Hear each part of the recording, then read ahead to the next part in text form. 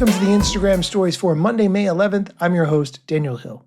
On Mondays, we talk about what the head of Instagram answered on his recent Ask Me Anything from his Instagram stories.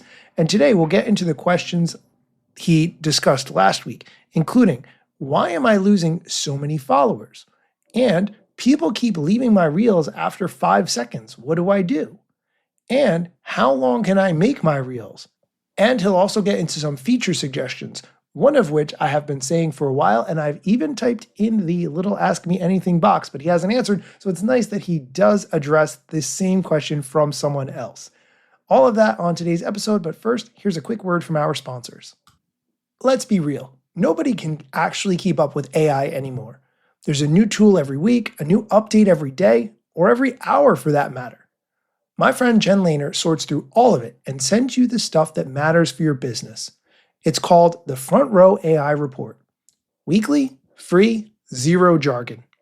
If you've been nodding along in meetings pretending you know what agentic means, go subscribe. FrontRowAIReport.com.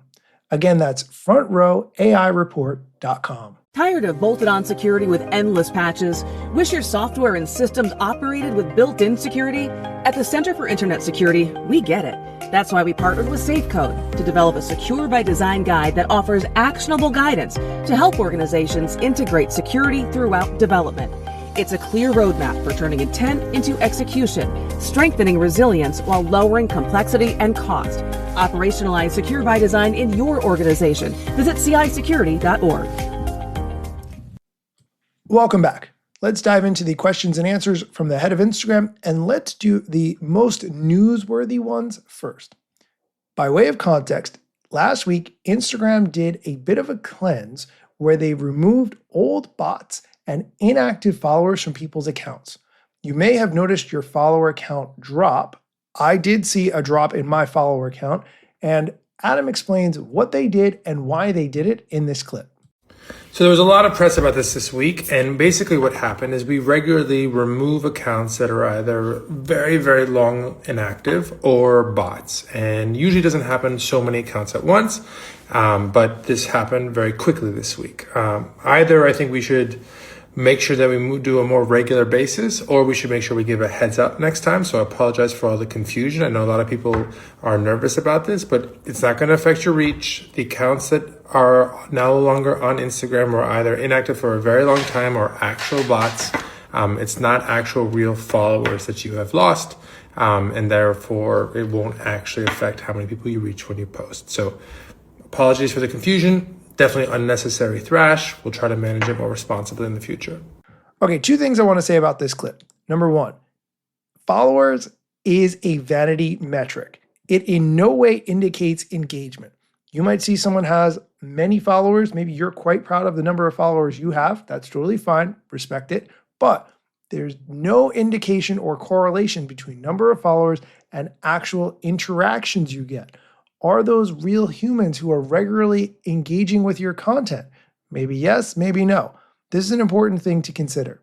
The second thing is Instagram owns and controls what happens on their platform. So if you're unhappy with that for any reason, you certainly can spend more time developing your website, using different social media platforms or other means of communicating like a podcast or an email list or other things that Instagram or any other social media platform does not control. All right, let's go on to the next question, which has to do with Reels. The question, how long can I make my Reels? Here's Adam's answer. So Reels through the default flow are up to 3 minutes long. And so if you want to have your Reels be recommended to people who don't necessarily follow your account, you have to be at 3 minutes or below. If you go through the post flow, you can actually upload longer videos, but for the vast majority of you and for the vast majority of use cases, think of Reels as 3 minutes and less. Okay, this is a good reminder. You can post videos longer than 3 minutes on Instagram. They just won't be recommended to other viewers. In that case, people could still see it if they follow you. They can go to your profile page and they can see that longer video. But for your videos to be recommended, you want to keep them under 3 minutes. Let's go on to the next question, which has to do with how long people stay watching the Reels that you've created and probably worked very hard on. The question, people keep leaving my Reels after like 5 seconds. What do I do? This is an interesting question. First, you want to make sure that you're starting with a hook, something that will catch people's attention if they are in fact interested in that piece of content. If they see your hook, whatever you're saying or doing to get them to watch the rest of the video, if they see that first few seconds and it turns out they're not interested in that, which is totally fine, they might not be, those are the people who you're going to see swipe away. They did watch for a couple seconds. Hey, what's this topic about? I'm not interested in that. Okay, so those people are going to leave, and that's just to be expected. It means they're not interested in your content, and that is fine. Here's Adam's answer to what to do about people who are leaving after 5 seconds. It's important to remember that a lot of people are just going to see your reel as they're scrolling through their feed. So it's not surprising that a lot of them might leave after only a couple seconds. What you should see, though, is that the people who actually make it deeper into your reel, call it 10, 20, 30 seconds, those are your actual watchers, people who've decided to intentionally consume your content. So I wouldn't stress so much about the fact that there's a lot of short watch time. That is normal. That's kind of how Instagram works. And I would try to focus a little bit more on how many people watch deep into your reel. All right, let's move on to a reach-related question. Does posting my Instagram posts to Threads help reach? The answer to that is yes.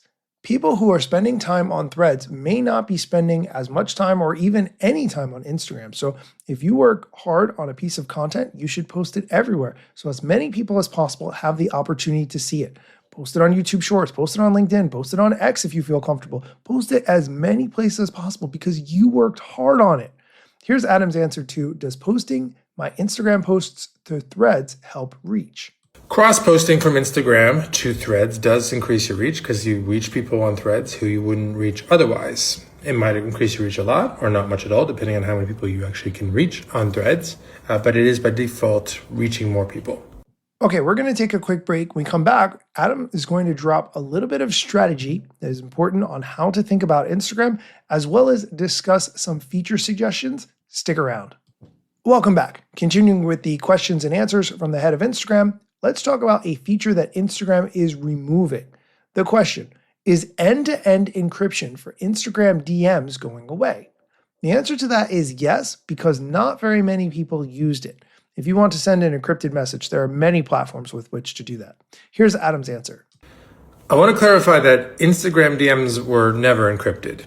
There is a feature called Secret DMs, which allowed you to encrypt DMs, but that was always a very, very small amount of people, less than 1% of overall DMs. And now those DMs cannot be encrypted either. But the default experience, the vast majority of DMs have always been unencrypted on Instagram.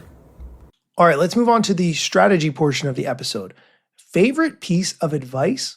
What Adam says is similar to something I've said many times on this show. I'll let Adam go first, and then I'll say my take on it.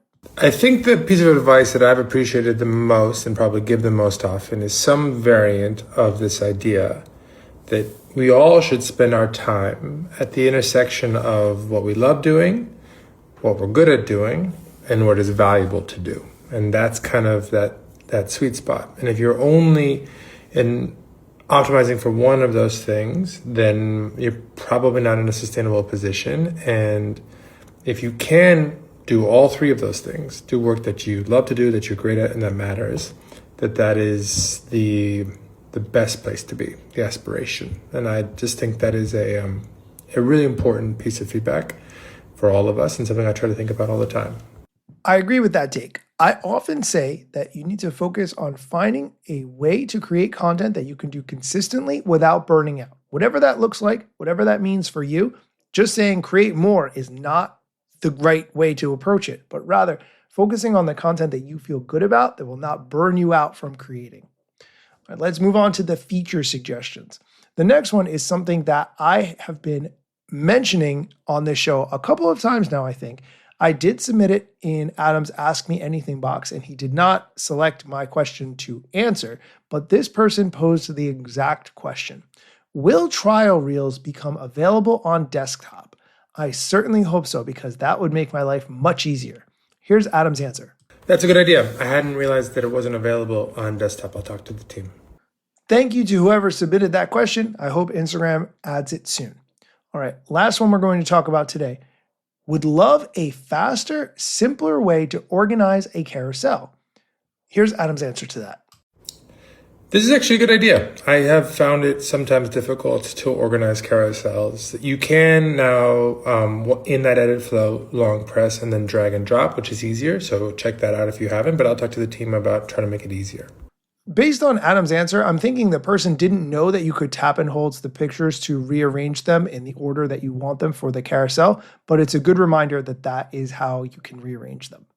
Okay, that's it for the Instagram questions from the head of Instagram, but he did get one that I want to comment on. Someone asked him, controversial, San Francisco or New York City? I love this question because being from the New York City area, I love this city so much and I have so many opinions about it. Here's Adam's answer to the question, and then I'll give mine. We live in San Francisco, and we love San Francisco. It has been through a lot of ups and downs in the last 20 years, but it is what we call home, and I think it's on a good trajectory right now. But if I'm really honest, my heart has always been with New York, and one day, hopefully, I will end up back there.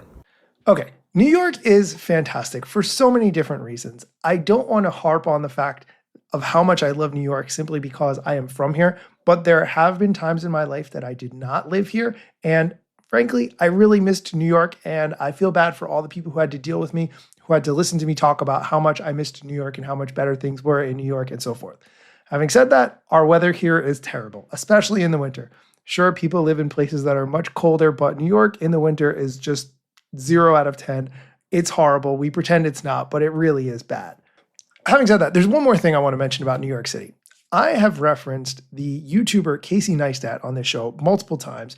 I'm a fan of Casey's videography, storytelling, his YouTube channel, and I realized recently the reason that I like Casey Neistat's work so much is that he shows New York in such a fantastic way.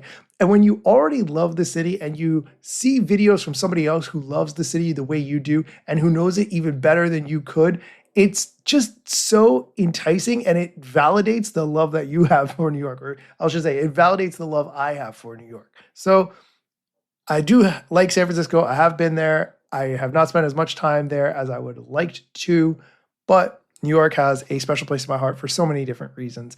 Anyway, just wanted to do a fun clip at the end. All right, that's it for today's show. Come back next time for more social media news, strategy, and other things you should know. Let's get it. The year was 2013. You posted your first pic and you're glad you posted seen. Your friends liked it too, but what you didn't know is what posting on that platform would do. Taking all your time and attention, doom scrolling. Also, let me mention, you gotta post on every platform, putting content on every set just to conform. Likes gave you validation and you got hooked. Now engagement is down, you feeling overlooked. Hey, keep coming back for more podcasts. And find me on Instagram at Daniel Hill Media.